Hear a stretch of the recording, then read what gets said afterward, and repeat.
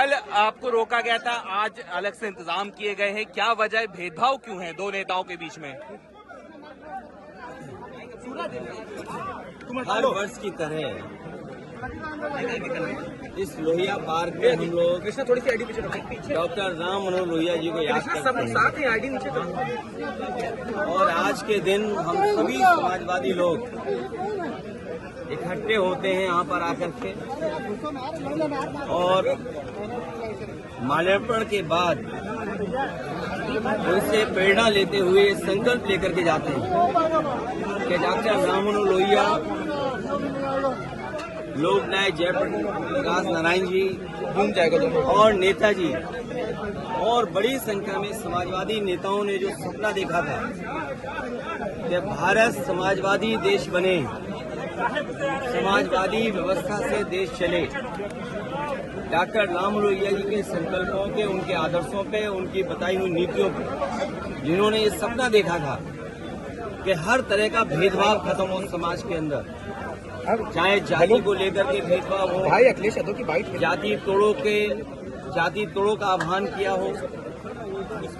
या रीजनल स्तर पे जो भेदभाव होता है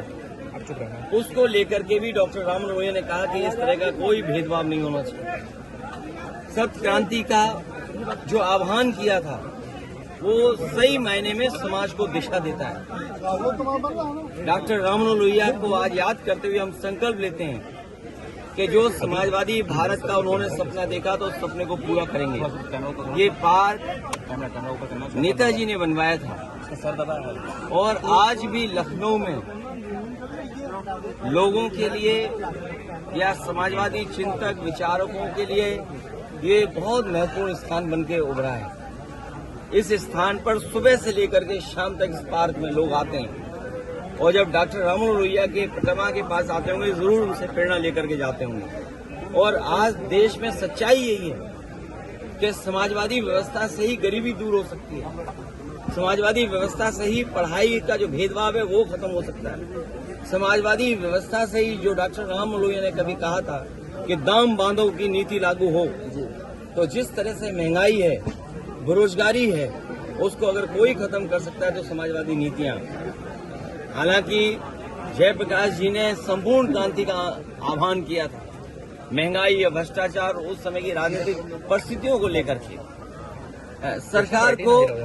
इस तरह का व्यवहार कल नहीं करना चाहिए था जिस तरह का सरकार ने व्यवहार किया था।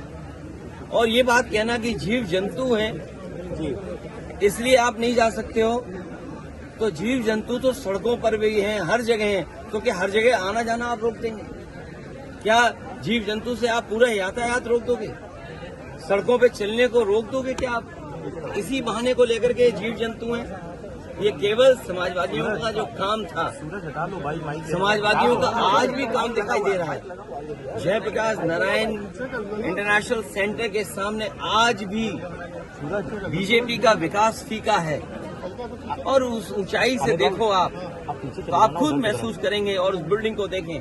कि आज के समय में भी वो सबसे मॉडर्न इंफ्रास्ट्रक्चर दिखाई देता है जो पब्लिक यूज के लिए थी। ये जो ओपन स्पेस आपको दिखाई दे रहा है, ये पार्क, ये समाजवादियों की देन है, चाहे आपका लोहिया पार्क हो, चाहे छोटे लोहिया जेनेरेशन पार्क हो। अब तो ये सरकार रख रखाव भी नहीं कर पा रही है, तो सोचिए वो महापुरुषों का सम्मान क्या करेंगे। चेन्नई में